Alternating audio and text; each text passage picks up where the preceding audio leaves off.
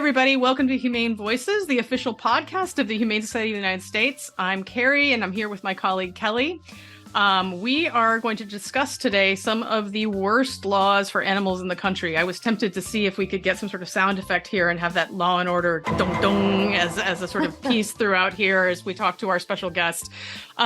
State laws, many of you may know, are really different when you go from one place to the next. I mean, you can just look at income tax and sales tax laws, but along with things like that, you have incredible variety across the country in what kind of laws are out there protecting, or quite the opposite, not protecting animals. And today we've got a real expert to discuss some of those state laws.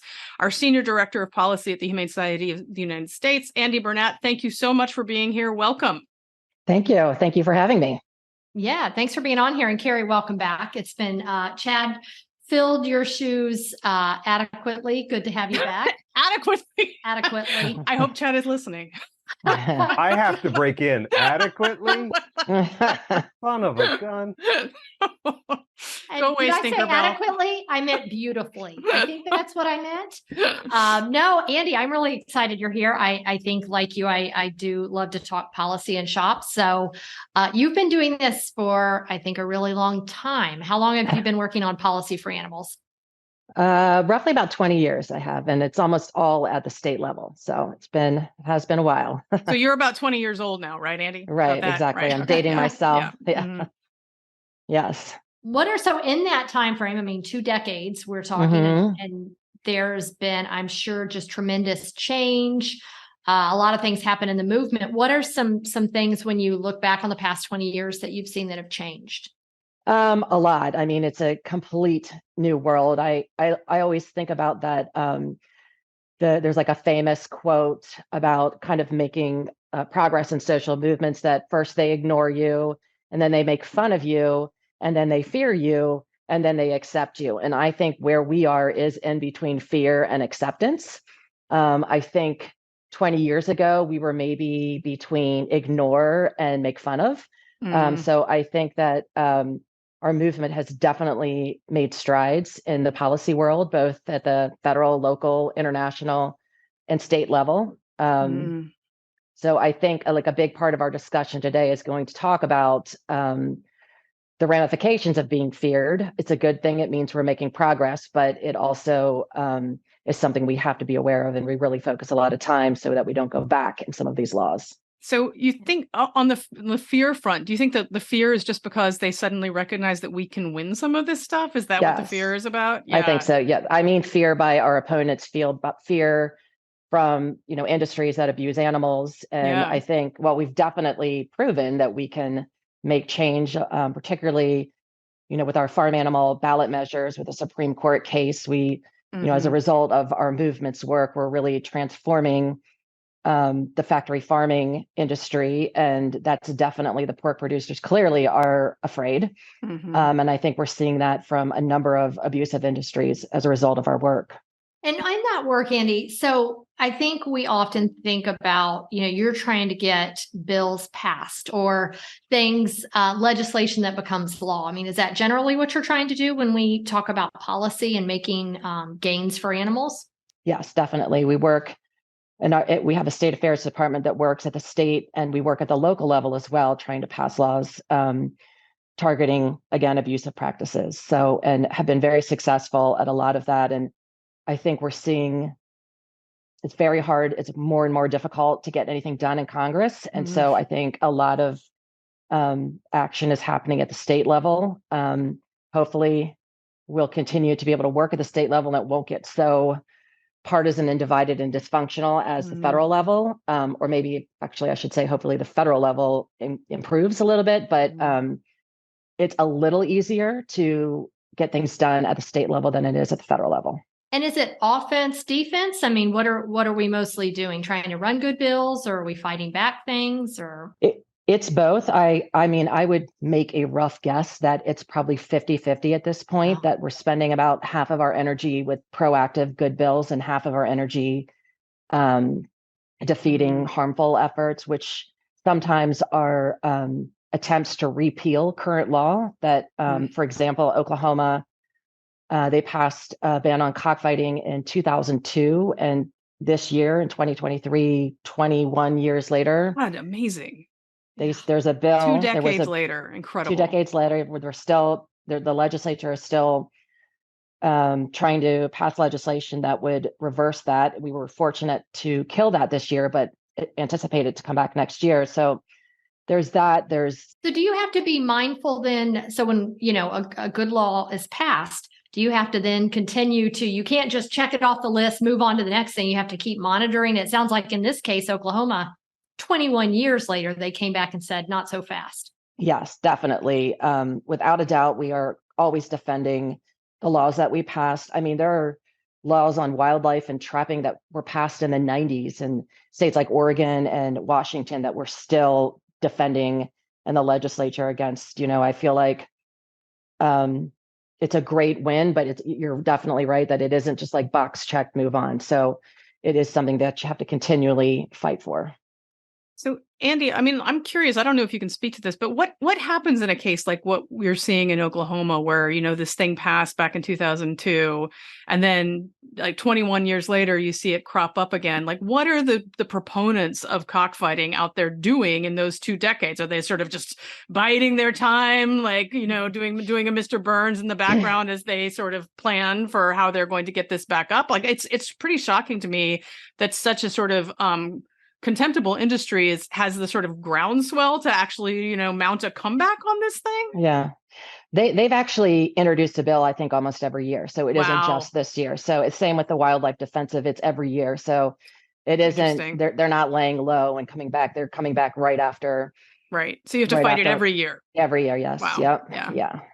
Incredible. Yeah, it is. And is that true of a lot of issues? I mean, cockfighting, I assume. A lot of wildlife issues are on, we're threatened. We do a lot of defensive work on trophy hunting and wildlife issues. I think the cockfighting issue is a little unique to Oklahoma at this point, but we're hearing rumblings that other states could potentially try to repeal their bans. So, we'll see. Does that happen? Is it like a whack-a-mole? Like, over here they tried it, maybe they're going to try it over here. I think but with no actual moles being whacked. Just to be clear, we are opposed to mole whacking at this organization. Thank you. Yes. Okay. Yes. Yeah. Disclaimer: HSUS does not support no mole whacking. Yeah. No. I think that there is the thought that if one state were to be successful at doing it, it could lead to other states thinking they could be successful. So it's really important that we continue to defeat these efforts in Oklahoma so that there isn't, like you said, a groundswell for opponents that try to do it in other states. So who's out defending cockfighting at this point? I'm dying to know. I mean, is it just the fighters? Is it some sort of, I mean, it's hard for me to imagine that this is an incredibly, like, this is not $1 billion industry, I assume, that's got that kind of backing, but clearly it's being backed by someone. Yeah, I mean, it is fairly organized. They often are under the guise of being breeders for birds, but a lot of times their motivation is to get back to fighting birds. It's still, even though it's illegal everywhere in the United States, still happens. They're still raiding cockfights where they're finding people doing this activity. It's not very heavily enforced in a lot of the states where it's happening. The penalties are really low. So it is still probably a very active underground activity in the United States, particularly in the South. Interesting. Yeah. And what about, Andy, I know on policy, whether it's a state or federally or even locally working with ordinances, you've had a lot of experience in the ballot initiative process, which I know there's been some changes in that area too. Can you talk a little bit about that? Sure. So our movement has been very successful at using the ballot process to protect animals. And we typically would use it in a situation where we've tried in the legislature and the legislature has refused to do anything on an issue. And so then we take it, directly to the people on the ballot. And that was the situation with the Supreme Court case with Prop 12 in California. That was a ballot measure.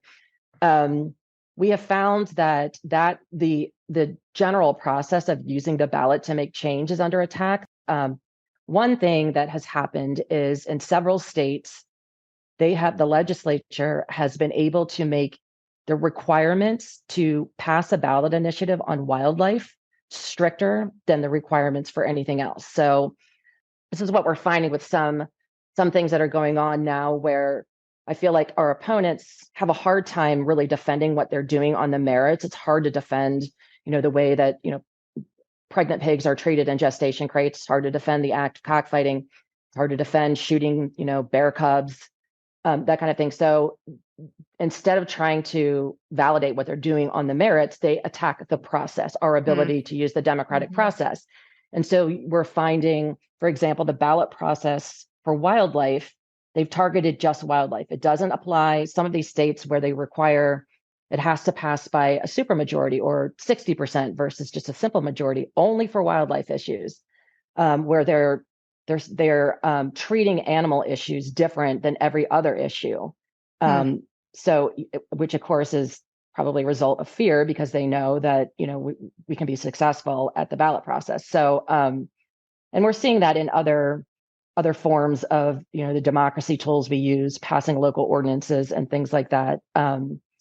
So it's concerning that they would, cherry pick animal issues instead of having this apply to any issue.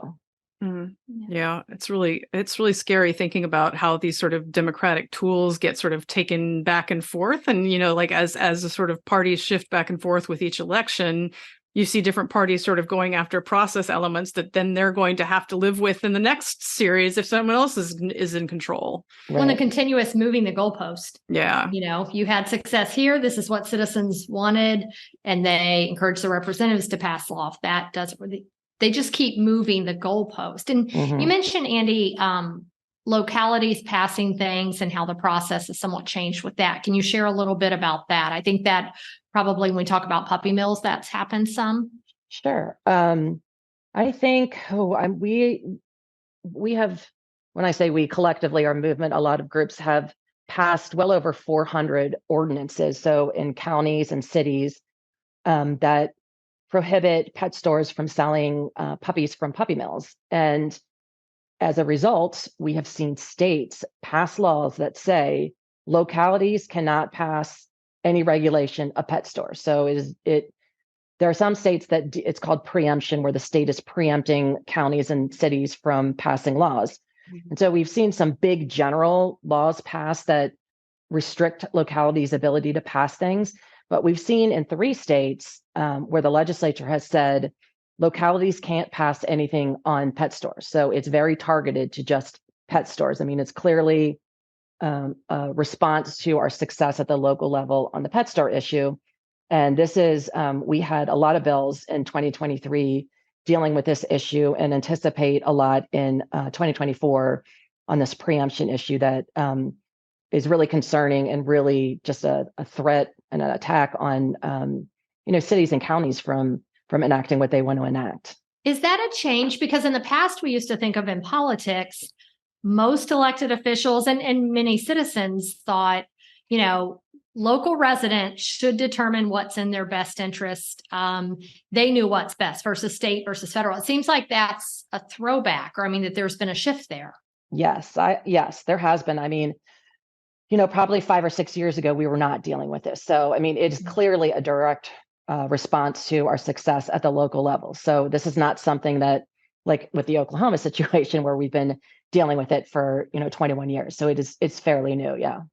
So we've talked about wildlife. We've talked about pet stores and puppy mills to a certain degree.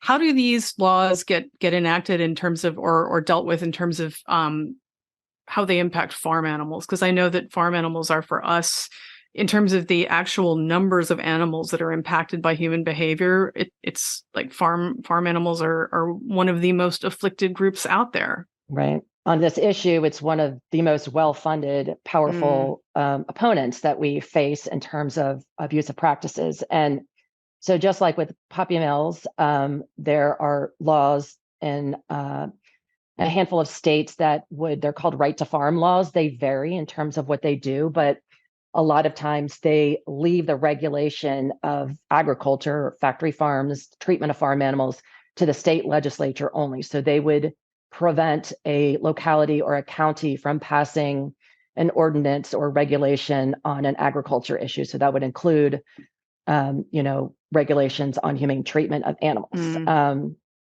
There's another trend that's been going on for about 10 years or so that we call ag-gag laws, which I don't know if you've discussed on the podcast before, but they essentially treat whistleblowers that are associated with agriculture operations different from anything else. So it essentially like prevents any whistleblowing of cruelty on farms, which it doesn't apply when you see the undercover investigation of a childcare facility or product safety or consumer fraud. It only applies to agriculture facilities. So again, it's just cherry picking animal issues to reduce our ability to expose some of the cruelty that's going on with farm animals.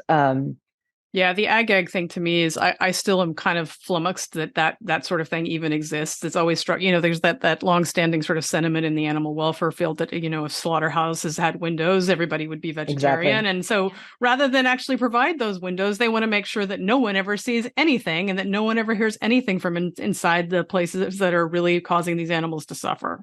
And shockingly, only, as Andy said, in those particular industries. They're not doing this elsewhere. I mean, that's, right. It's fascinating to me what you're saying, that they're really isolating the animal movement and laws and regulations around animals, which I guess every probably social movement has had a backlash as they've started to gain traction. I mean, I think historically in the States, we've seen this with other, human rights issues, but do you think that's what we're experiencing with the animal rights movement? I mean, on the one hand, it shows the success that's happening, but there is a backlash, it feels like, from what you're sharing. Yeah, absolutely. I mean, a lot of the abusive industries that we go after are very well funded. They're very powerful, and they're very unwilling to change what they're doing. And so this is their response. And like you said about slaughterhouses having glass windows, this is literally with these ag-gag laws, is like preventing people from seeing what's going on. That's exactly what they're designed to do, because again, they know the people abusing animals know that if people saw what was happening, there would be a huge response. So they're doing everything they can to prevent us from knowing what's going on. Not even animal cruelty, but potentially public health. I mean, people consume these animals. Exactly. Yeah, it's like with this thing, it's like not only are we not going to give you windows, but we're going to make sure that the people who are actually inside the house can't tell you what they've seen. Exactly. Yes, it's really egregious. It's shocking. Yeah. What about on the same thing with farm animals that Carrie brought up? What about the backlash? You mentioned Prop 12 and the gains that have happened with farm animals. I mean, what's some of I know there's apparently federally some backlash on that. I mean, what are you seeing? What are you fighting against there? Well, I don't know if you've discussed EATS on the podcast. I'm sure at some point you will, but there is a big effort in Congress with the Farm Bill will be up next year. And there is an effort to pass a law that would essentially restrict or prohibit states from passing laws related to the sale of agriculture products. So it would, there's a study that Harvard did that they came up with about 1,000 state laws that this would impact. It's targeted towards Prop 12 type measures, the sale of eggs that were produced in battery cages. I think that is essentially the target, but the results could impact a lot of laws. This is something a campaign that we are actively working on to try to prevent this from passing. It's probably going to be a pretty long-term campaign. And like I said, our opponents and those backing this are well-funded, are powerful. And this is in response to Prop 12 and other measures that try to protect farm animals. Right, because this essentially is trying to make a rule that states can't decide that they have standards for how the animals who are part of the, forgive me for the term, but the animals who are part of the food system, that they will decide that they can't make the choice of whether those animal products are allowed to be sold based on it. It's a pretty sort of terrible backdoor around getting around the rules that Prop 12 established. Well, it's especially mind-blowing when we hear so often, again, the issue of we don't want the feds, the federal government, telling us what's in our best interest. That's, on both sides of the aisle somewhat, but that's an argument, and the same with the local preemption you were talking about states. It's if I live in Ohio and if we collectively decide as Ohioans, we only want cage-free eggs here. We've overwhelmingly said this, the feds can then step in and say, no, you can't determine what type of eggs are brought in or out, right? Is that on the ground kind of what the EATS Act would do? Yeah. Yep. Wow. Yeah. It seems like an overreach, potentially. Yeah.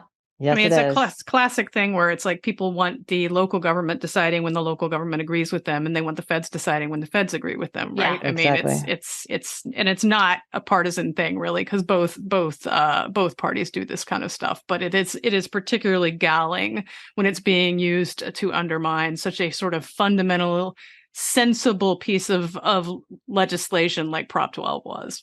Right.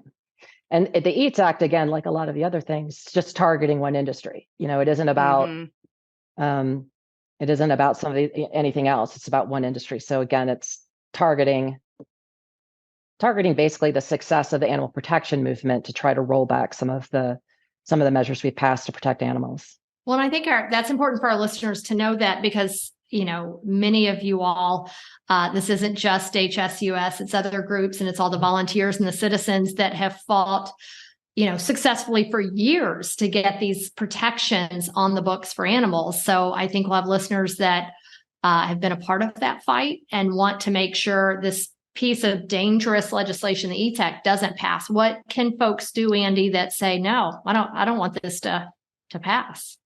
Well, we have, if you go to humanesociety.org/EATS Act, and it's EATS Act, there's an action on that page. This is a national effort. We have a large coalition with a lot of animal groups, with consumer protection groups, public safety groups, even family farmers. It's a very broad coalition that we're really trying to get active and get the word out that this is a really bad piece of legislation.